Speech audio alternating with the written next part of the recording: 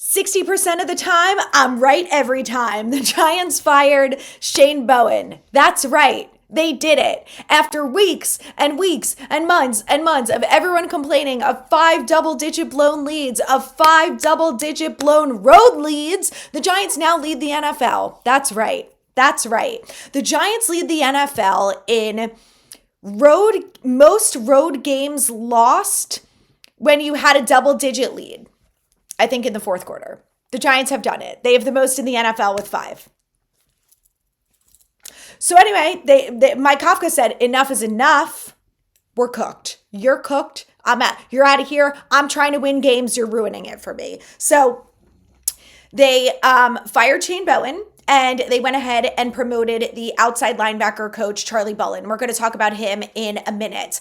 But Kafka basically spoke to the media and was asked a lot about it. And so here's what he said. He was asked about the timing. Why now instead of the bye week? And why now instead of when you first got hired? And he said a couple things. He said, first of all, they have an extra day because their next game is Monday Night Football. So he felt like that extra day was going to be helpful. He also felt like now was the time. Without saying it, I think he felt like another blown lead 2 weeks in a row. Enough is enough. We got to make changes. The other thing he said was that he felt like, the time had come for them to do something about it. And, when he started, he felt like he was already making these changes. Like he changed the practice schedule. He was more accountable with the players. He has been more aggressive. The penalties have been better. Like he's made a lot of changes that I think he felt like, all right, I don't want to overwhelm the whole team by now firing the defensive coordinator. They already have a new head coach, even though I've been here for 4 years, et cetera, et cetera. I think he just felt like it was going to be overwhelming to do all that much at once. And he kind of said that, like he didn't want to disrupt everything at once. And he felt like, he kind of wanted to give Bowen the benefit of the doubt. He wanted to give him some time working with him, maybe Kafka being more aggressive and, his philosophy and whatnot was going to translate to the defense. And, obviously it didn't. I also think 2 other things. Dexter Lawrence not being on the field on that overtime play is unacceptable. Now, when Kafka spoke to the media, he was asked about it, and he said that Dexter was dinged up. Now, he did not say what the injury was. We don't know if his elbow flared up or if it was something else, but he said because of that, they were limiting his snaps, and he was supposed to be in the game basically on second down situations and 3rd and long. That was their plan. And he said that on that play call that Dexter was tearing up on the sideline because he wanted to be out there with the rest of his team and probably felt like we're in overtime, like I need to be out there to help contribute. And for whatever reason, they didn't do it. Now, I don't know if Kafka was protecting him because he was injured and just said, let's get through it. I don't know if Shane Bowen said, no, Kafka, trust me on this. We're going to give him, we don't need him on this play. And then Gibbs takes off for 60 yards and obviously scores the touchdown in overtime. So I don't think we'll ever know the full situation there. But what I do know is this is not the first time it's happened. It happened with the Cowboys earlier this season with Shane Bowen. And Shane Bowen came to the media afterwards and was like, that was my mistake. It's my fault for not having Dexter Lawrence out there because back then he was healthy. He never said anything about him being injured. And like, I have to change that. And we're how many weeks later, and he has not changed it. So I think the fact that Dexter was upset that he wasn't on the field leads me to believe that he tried to campaign for himself and say, let me go out there. Like they need me. I can do it. I'll deal with whatever I'm dealing with. Like it's, a couple plays. I don't know. And maybe Bowen was the one who held him back and said, no, for whatever reason. And I think the second reason why was Mike Kafka, to me, the fact that he went for that touchdown on 4th and goal around the 2-minute mark was because he did not trust his defense to make a stop when it mattered. And that was it. If you're the coach and you have to go for that, you have to feel like you have to be up by 10 points with 2 minutes left in order to win a football game. You don't trust your defense. So I really felt like that was the icing on the cake for Bowen, that he was going to be toast after that. So it's going to be interesting to see what changes. We'll talk about that. Trying to think if there's anything else that Kafka said. He was asked about, how he dealt with it with ownership. Like, was it his decision? Did he really have free reign? And he said, it was my decision and my decision only. I had, the autonomy to make that decision. I went back to Joe Shane and said, this is what I think we have to do. And he said, from a football perspective, that him and Joe Shane talked it through. They agreed upon that. And then Joe Shane took it to Mara and Tish and said, we're firing him. So it sounds like that's how it went down. Obviously, it was the right decision. It all feels like it's too little too late. But if this defense goes out there and makes plays and they look better, and it doesn't come down to a 2-minute stop, or it does come down to a 2-minute stop and they get it, because they're more aggressive, because the play callers are different, whatever. Big indictment on Shane Bowen. And it's also an indictment on Brian Daboll, obviously, but also on Joe Shane. Like, you were there with Brian Daboll. You guys had that conversation, and I know you trusted your coach, but maybe you shouldn't have. I don't know. Anyway, let's talk about the new defensive coordinator, because it's not who I thought it was going to be. I thought there were going to be two big options here. One was going to be Dre Patterson, who's been the defensive line coach for a long time for the Giants.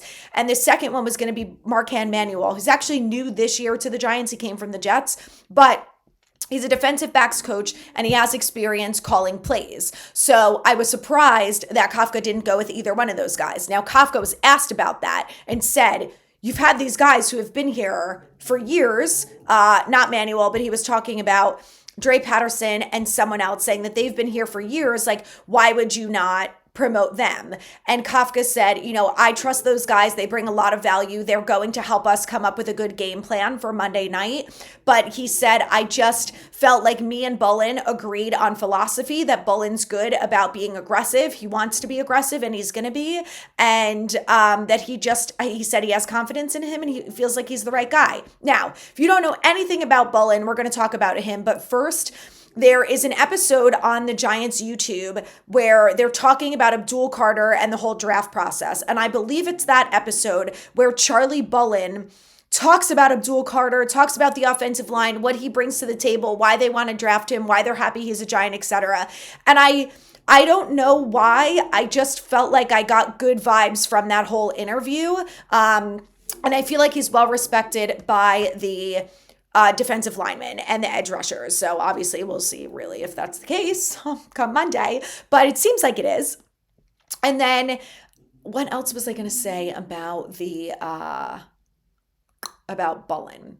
It does sound like he's going to be more aggressive. So there's a video of him and Sean O'Hara in the car where I forget what the series is called, but they're like driving somewhere and they have a little chat talking about the defense and whatnot. So I have not got to watch that yet, but I'm going to. I think it's under 5 minutes. So if you want more information about Bullen, I think that'll give you a little more insight onto him. But here's what you need to know.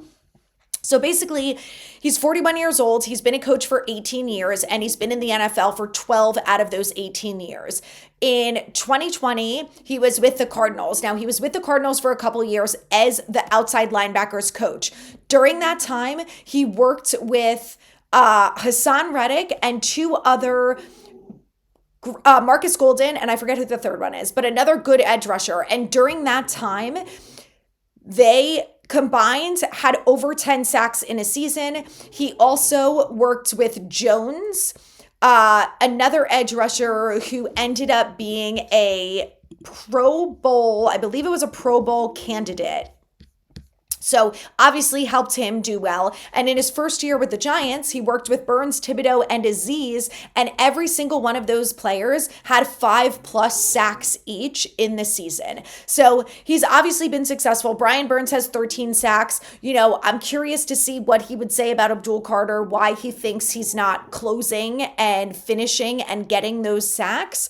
We'll see if anything changes in the next few weeks, right? Like, does him having more control as the defensive coordinator, does that impact Abdul Carter in a really big way? We don't know if Kayvon Thibodeau is going to be ready to play on Monday, because he was out on Sunday with an injury. So it's going to be interesting, but it sounds like Bullen has a lot of experience. It sounds like he's well respected and liked in the locker room, and Kafka felt like he was the right move. So we'll see.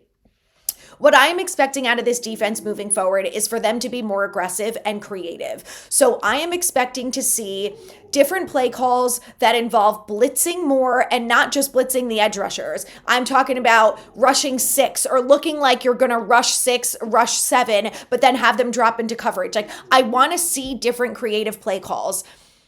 Spencer Rattler, who did not have a single win in the NFL at this point, weeks ago, calling out Shane Bowen and saying he's not creative. We watch the film and we see what he does. I'm ready for it. And guess what? He was ready for it and ended up putting up 26 points against this Giants defense. Spencer Rattler, and got his first and only win as an NFL quarterback. He's been benched for Tyler Shock. Spoke the truth and said he's not creative. And we all know this. So I don't know how creative Bullen is going to be, but I am expecting to see some sort of creativity. The other reason that I do like Bullen is that he has learned from some of the best. He has worked under defensive coordinators like Vance Joseph and Matt Burke, and that coaching tree right now have defensive coordinators that are leading the best defenses in the NFL, including the Browns, the Broncos, and the Texans, who have been unbelievable this year. Josh Allen sacked 8 times by the Texans. The Broncos, we all know, have well over 30 sacks on the season, and it's not just the edge rushers. They're showing creative looks. They're blitzing everyone. We all saw this when we watched the Giants-Broncos game. So, there's a lot of creativity there. So I feel semi-confident that if Bullen has learned from them, number one, he's not afraid to be aggressive, and number two, he's not afraid to be creative. So are we going to see all of that installed on Monday night just 1 week from now? I don't know, but I do think that we will see some different looks. Like, we've already seen it from Mike Kafka, right? 1 week in, Kafka's benching players who suck. 1 week in, Kafka's doing trick plays. 1 week in, he's got Isaiah Hodgins fully immersed and having an incredible game. 2 weeks in, he's got 2 trick plays on offense that go for the touchdown. The offensive line looks amazing. Theo Johnson looks like Malik Neighbors making acrobatic catches out there. All of a sudden, he catches almost everything that comes his way. Wan'Dale Robinson has a career-high game against a really good defense. So the offense has definitely figured it out, and now it's time for the defense to do the same. And I have a little bit of confidence in Kafka because I like a lot of what I've seen from him so far. Not everything, but I like a lot, and we'll see if this translates. So at least, we have one thing that we can look forward to going into Monday night, and it's that we don't ever have to deal with Shane Bowen again. So that is great news. Let me know what you guys think about all of this and subscribe for more.